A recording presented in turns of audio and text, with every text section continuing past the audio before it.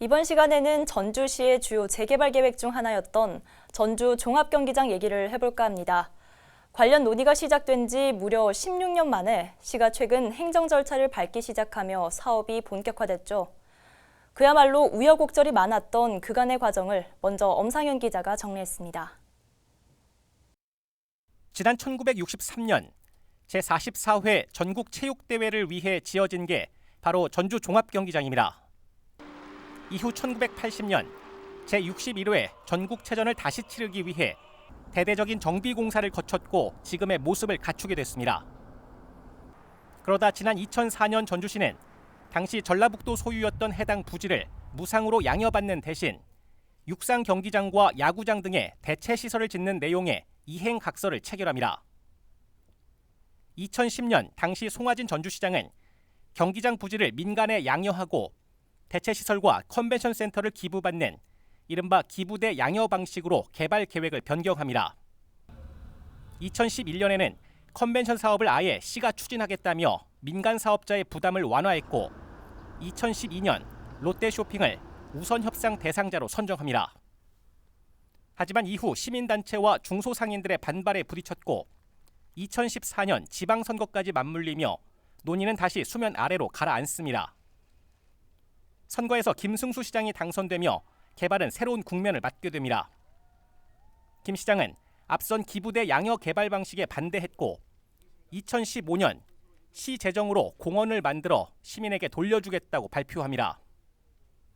이런 전주시의 계획에 송화진 도지사는 경기장 부지 환수와 법적 조치 검토 카드까지 내밀며 전주시를 압박했고 2019년 김승수 전주시장은 롯데쇼핑에 백화점 부지를 장기 임대하는 대신 호텔과 컨벤션 센터를 기부받는 지금의 개발 방식을 확정했습니다.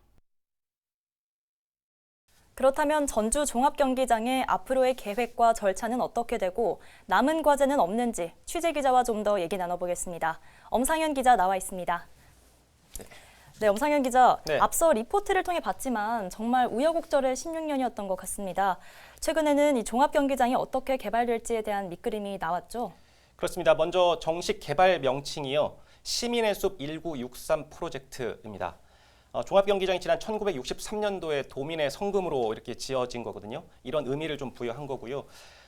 또 이 부지를 모든 시민들의 휴식 공간, 쉼터, 도심 숲으로 만들겠다 이런 의미도 담겨 있습니다. 조감도를 잠깐 보시겠습니다. 공간은 크게 정원의 숲과 예술의 숲, 그리고 놀이의 숲, 미식의 숲, 마이스의 숲 이렇게 5개 테마로 구성이 됐습니다. 눈치채셨겠지만 모든 테마에 이 숲이라는 단어를 씀으로써 시민의 공간이라는 점도 이렇게 강조를 하고 있습니다. 네, 그런데 그동안 이 종합경기장을 어떤 방식으로 개발할지가 주요 쟁점이었는데 예. 결과적으로는 어떻게 하겠다는 건가요? 네, 지금 전주시가 추진 중인 방식은 기부대 임대 방식입니다. 설명을 좀 드리자면 민간 사업자인 롯데쇼핑이 전주시에 필요한 시설, 그러니까 컨벤션 센터와 호텔을 지어서 기부를 하고 그렇게 되면은 롯데쇼핑도 뭔가 대가가 있어야 하지 않겠습니까? 전주시는 그 대가로 백화점 부지를 장기적으로 임대하겠다 이런 겁니다. 경기장 부지를 과거처럼 양여, 그러니까 소유권을 아예 넘기는 게 아니고요, 빌려준다 이렇게 해석할 수 있겠습니다.